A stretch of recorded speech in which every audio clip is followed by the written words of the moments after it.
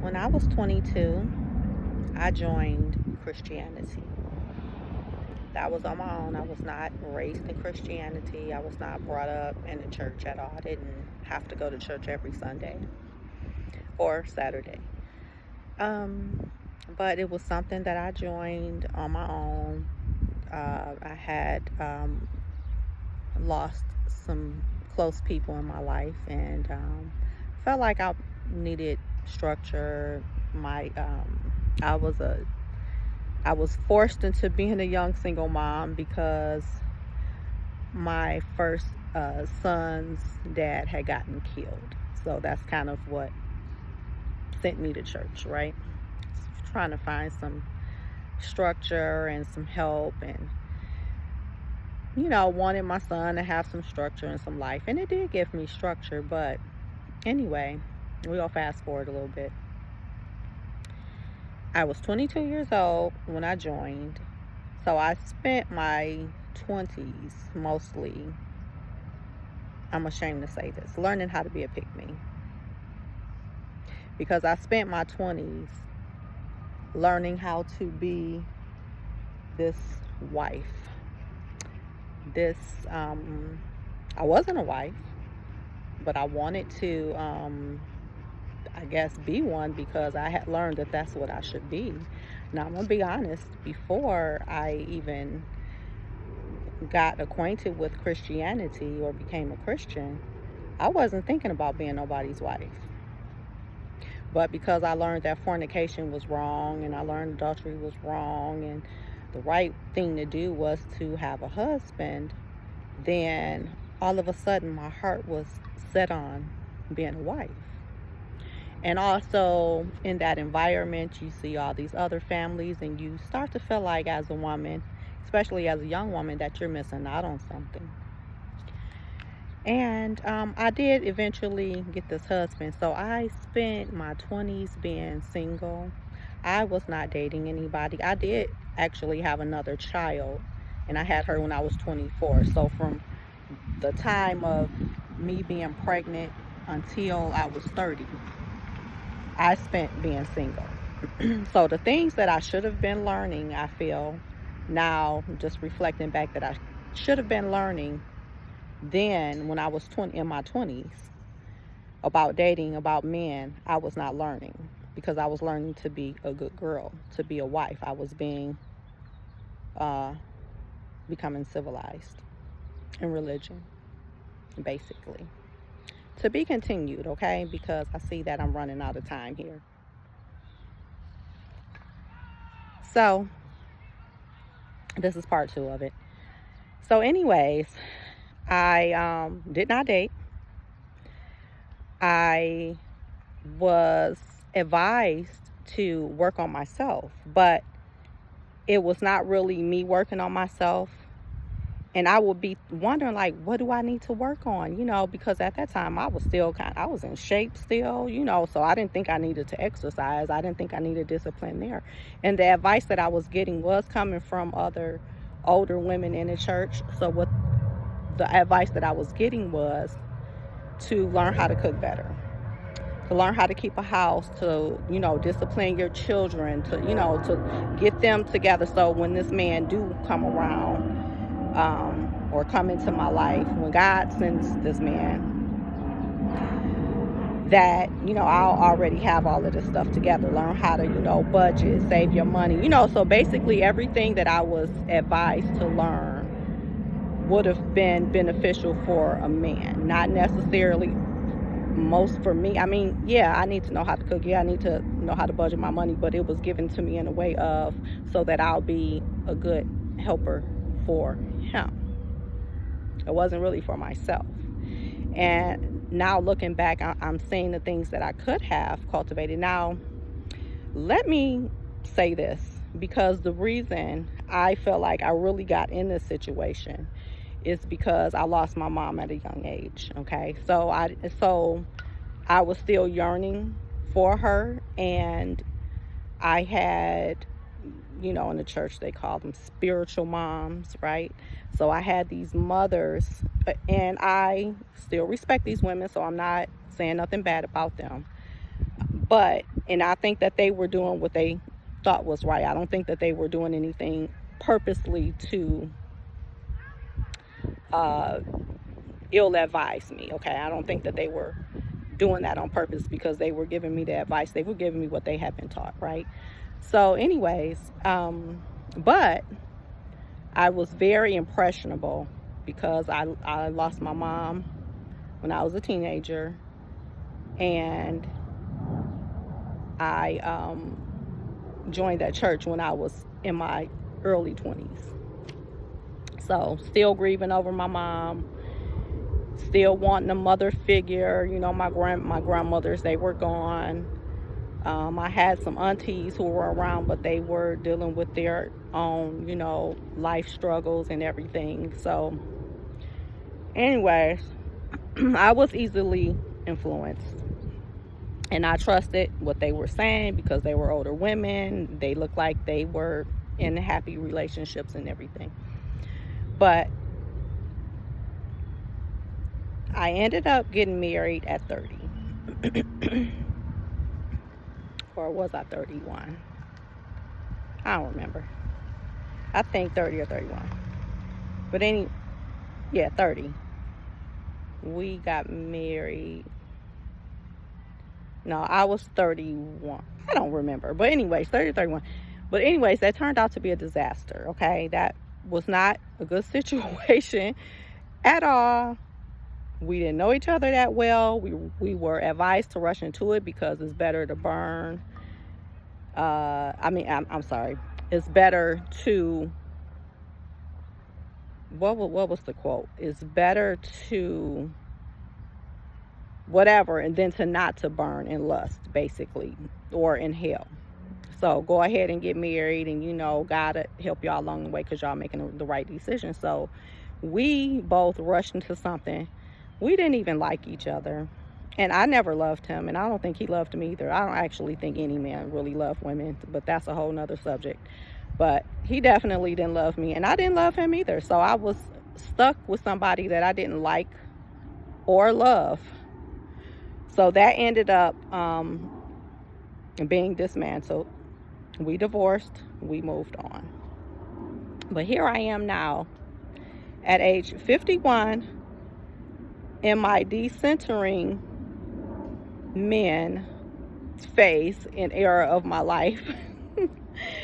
And I would say that it's quite enjoyable because I have discovered some things. And one of the things that I have really discovered, because it's not really all about the men to me. It's about looking at myself and asking myself these hard questions.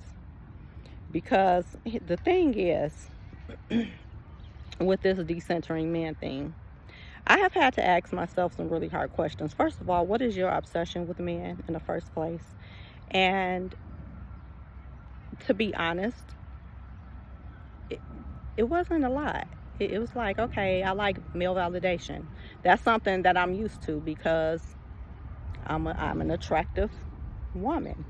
So I've always had a lot of attention from not just men, from women too, from everybody. I've always had a lot of attention. But the other thing is my attraction to men was their discipline or their structure, because that's something that has always attracted me to men. If I see a man who has discipline and structure, and you're nice looking and you got your finances together, you think you're getting a good catch, right? But the thing is that men come from women. The male comes from the female. So whatever it is that you have, that he has, she has. So that means I already have it.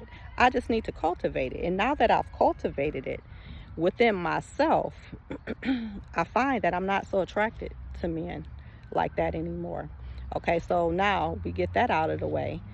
And what else could it be that I would want? I take care of myself. I always have. I have always taken care of myself. Financially. So don't need you for that.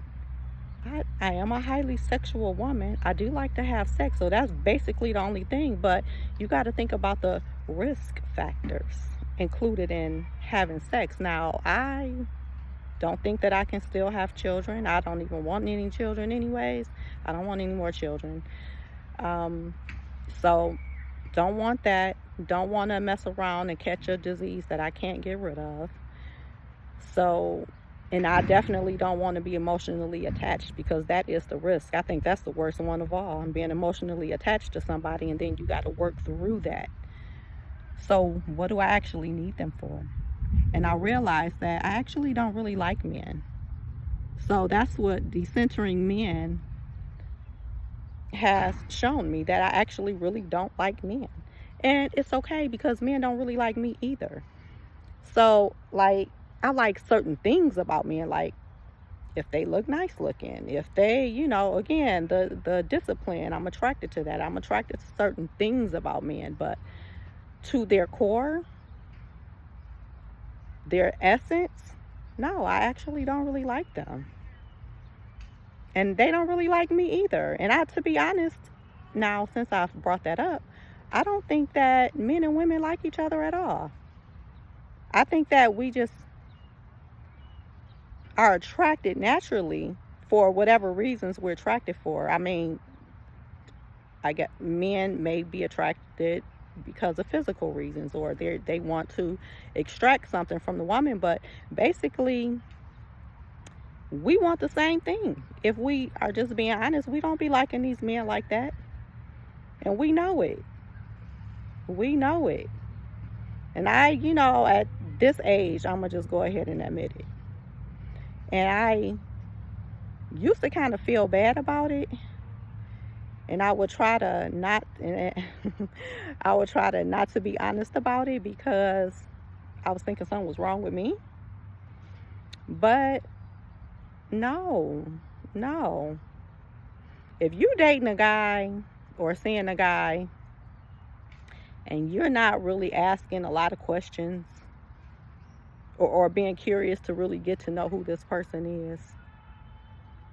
And I don't think that it's all of the women but I don't ask a lot of questions, because if I'm not really that interested in you, or if I see that you are not the type of guy who like to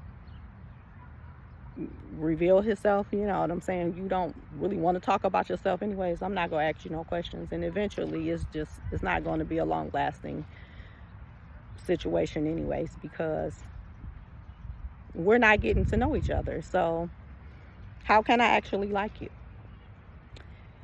And then all of the complaining that we do a lot of complaining about men when they start to, when we start to see things about them that we like, he did that, he said that, you just start watching them, you be like, he weird, and they probably feel that way about our little quirks and stuff like that. But look, I don't even care. I don't care no more. Now, if I choose to deal with a man right now, I'm not dealing with no man. I don't know if I ever will. But if I choose to, I know what it is. It's not because I like you. I know I probably might not ever like them like that. It's basically because it's strictly physical. It'll be strictly physical. So anyways, I just feel like, I listen to a lot of different conversations about relationships and what men should do, what women should do, and what men expect and what women expect. And I think we should just be honest. I really don't even think that we're supposed to be in close proximity with one another in the ways that we've been socialized to do. I really, truly do not think that we're supposed to be in close proximity like that, living with each other, being married and all that stuff, seeing each other every single day. That's just enmeshment. Like, you gotta have a life. You have to have a life, and you gotta be able to move freely throughout your life and do the things that you need to do for yourself, because you have your own purpose to be on earth. And our purpose is not to be a helpmate to a man. I mean, that's actually, I don't see why any woman would want that. I didn't like that when I was doing it. I was still, to be honest, in my marriage, because I've been married twice, and in both of those marriages, I still moved like I was a single woman, because I just look at myself as an individual. I'm not a like team player in that way. I'm not. So I don't know. I like being an individual better than I like being coupled. So marriage is not for me. Maybe it is for some women, you know. And I'm not going to shame anybody who want it, you know. But when I look back on the reason why I wanted it, it was simply because I thought that it was really the thing that I was supposed to do with my life, you know, because I was really wanting to please who I believed God was at that time. Now, I no longer believe in that way, but at that time in my life, that is what I really thought. And I believed it, and I wanted to live it out, you know. So that's what I sought to do. But, you know, I do appreciate the life that I have now, the freedom. I have my own mind, you know. Always have, mostly have my own mind. But my thoughts are to myself. I get up, I can move about with no thoughts of anybody else. You know, I don't have to check in. I don't have to consider anybody else. And I like it. I like it like this. Now, I'm not going to say I don't sometimes, you know, want to have a conversation, or because I do miss having conversations, but I realize that I'm giving my energy out. So I don't even really talk to anybody anymore, you know, male wise, even male, so-called male friends. But I think, I didn't used to believe this about male friends. Because I was dating a guy, right? And he used to always tell me about these so-called male friends. And I did not want to believe him. I would actually be a little bit upset at him when he would tell me this. But I know that male friends, especially if you mess with somebody, they can't be a male friend. But male friends don't exist. Even if they seem like they're nice, they are opportunists. They are opportunists. They are waiting to mess with you, touch you. Even if they would claim, well, I ain't gonna try to have sex with you, they still want you to do, they're still trying to extract something from you. So you can't really be a friend to a man. That is a farce. That is not true. That is something that shouldn't even be happening. And again, I don't even think that we should be in close proximity, spending all of this time with men. That's the fairy tale. That's the thing that needs to be deconstructed. If you want to start doing something nice and just lavishing your love on somebody, do it on another woman. Not in a lesbian way, but just like in a sisterhood way, in a giving way, in a way of like, let me help you because I see you struggling, friend or family member. You know what I'm saying? Let me just help you. Let me do something good for you. Or even if they're not struggling, but just, you know, let me just do something good for you. If you feel like you want to do something good, do it. Help another woman. Let the men help other men. You know what I'm saying? Now, I'm going to say this too. This is going to be the last thing I say, because it was one thing I stopped doing. And y'all might think that this is mean, but I don't care. I don't help homeless men. It's enough other men on the earth with money. Let men who have resources help homeless men. I'll help a homeless woman, because statistically it's proven that a homeless woman usually ends up homeless because of a man. And it's usually because she got thrown away when she got too old and she was divorced. She didn't have her own resources. She completely depended on that man, and she didn't have anything. A lot of women end up homeless because of situations like that. Sometimes it's not that they even married the men, but they, I guess, are in a common law. They end up being with these men for so long, and they're dependent on these men, which is not good for women to do, okay? That is not good for women to do. Now, I just want to say this too. I am not a man hater. I just realized the truth, and I'm just being fucking honest, okay?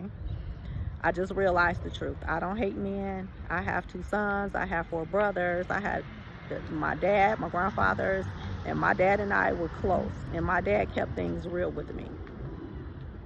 And my dad was the one who was saying, because really when I got married those 2 times, it was against his advice. My dad was like, don't marry him. He said, if you want to date somebody, date them, but do not marry them. He would tell me stuff like that. Don't get married. Don't get married. And Meek, you need to always be in a position to take care of yourself, because men will change their minds. So my daddy used to tell me, and I have always done that. So, no,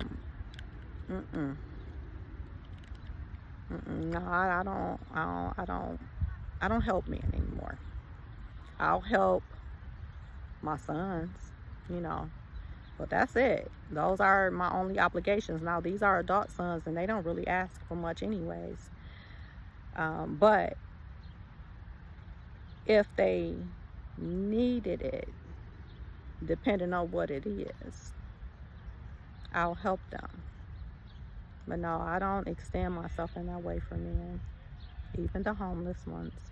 And I don't care who feels bad about it, because trying to save these homeless men, and you don't even know why they homeless. Some of these men they got out of prison for raping a woman, and you out here trying to help them, killing a woman, killing their wife, killing other women, doing something, crimes against other women. You don't know their story, and they out on the street, they're down bad, and you want to lift them up. No, we just need to let the men take care of the men, okay?